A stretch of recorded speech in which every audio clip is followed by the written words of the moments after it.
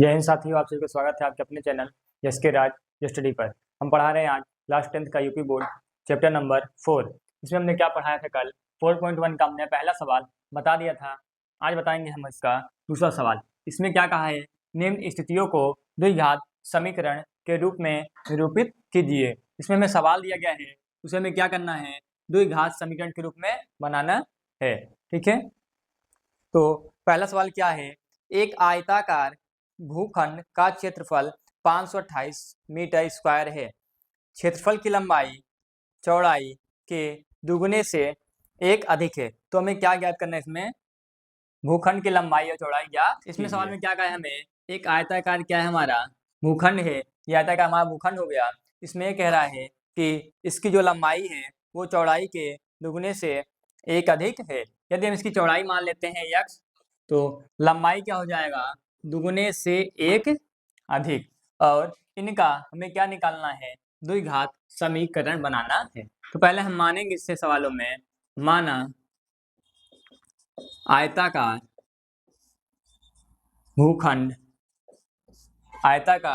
भूखंड का आधा भूखंड की चौड़ाई क्या मान लेते हैं, x मीटर।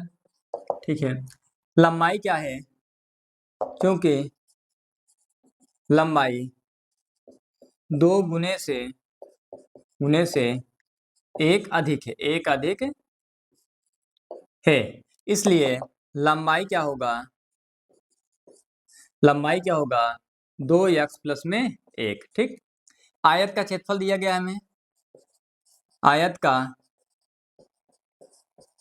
क्षेत्रफल 528 मीटर स्क्वायर।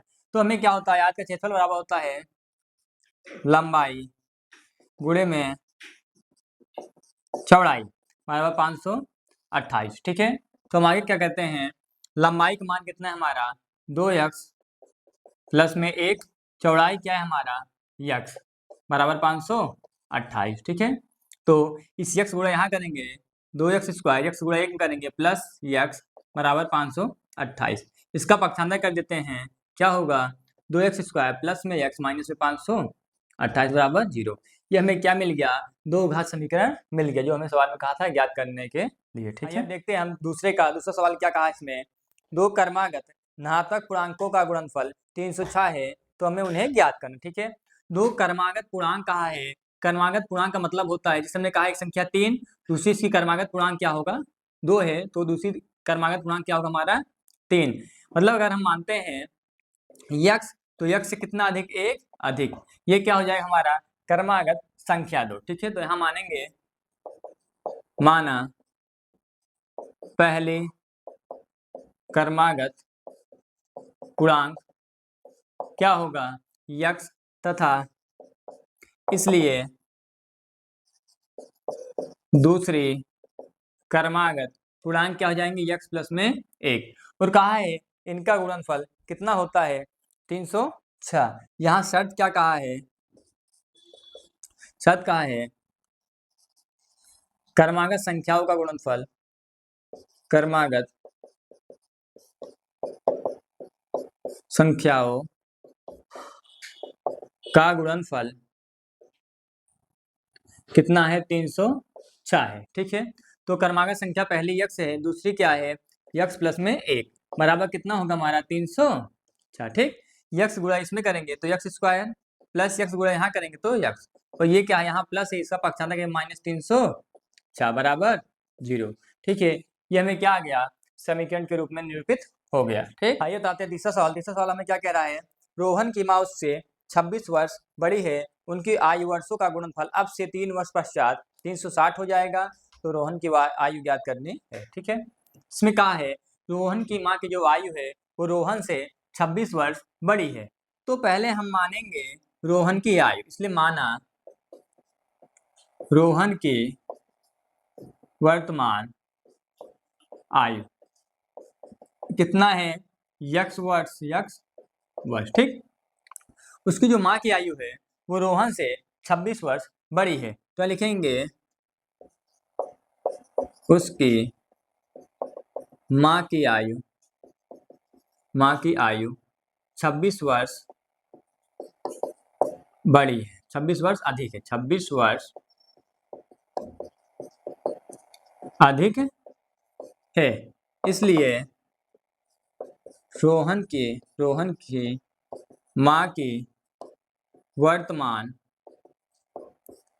आयु कितना होगा, यक्स प्लस में 26। ठीक है, अब से 3 वर्ष पश्चात कहा है, तो अब निकालेंगे 3 वर्ष पश्चात इनकी आयु का गुणनफल कितना हो जाता है।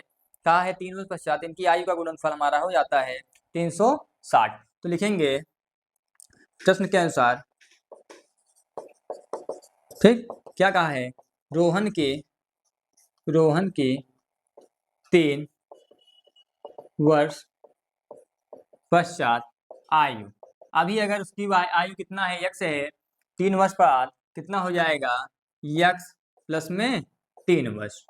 ठीक है, और उसकी माँ की आयु क्या होगी, रोहन के माँ के 3 वर्ष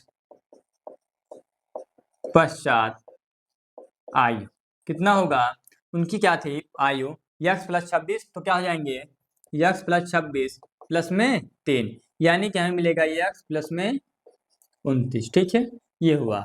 सवाल में ये कहा है दोनों का गुणनफल कितना होता है, 360। तो यहाँ लिखेंगे 3 वर्ष पश्चात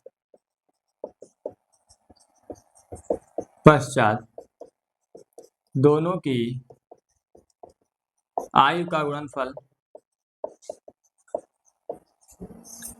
360 हो जाता है।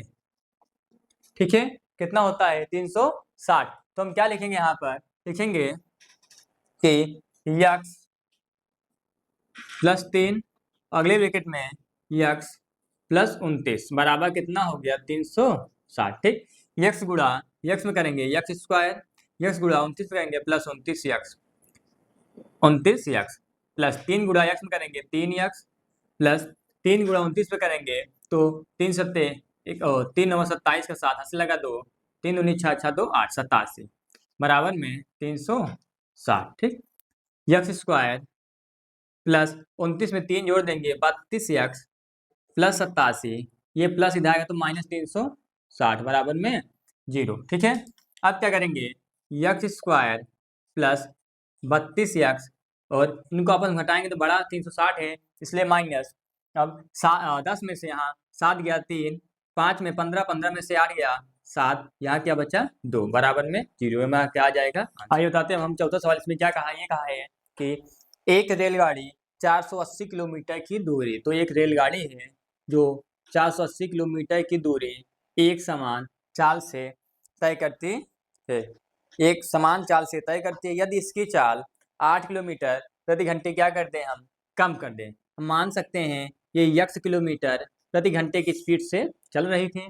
ठीक है, इसकी स्पीड यदि 8 किलोमीटर प्रति घंटे कम कर देते हैं, यक्स में से 8 क्या कर देते हैं, कम कर देते हैं, तो हमें ये बताना है कि ये द्विघात समीकरण बनाएंगे। इसमें चाल भी पूछा है इसकी। ठीक है, और 3 घंटे क्या लेती है, अधिक। देखिए, जब अगर हम स्पीड को कम करेंगे समय क्या लेगा हमारा, अधिक समय लेगा, और दोनों का समय का अंतर दिया गया है हमें 3 घंटे, 3 घंटे अधिक लेती है। तो इस सवाल में हम पहले मानेंगे, क्या मानते हैं, हम लिख देते हैं माना, यहाँ लिखते हैं हम माना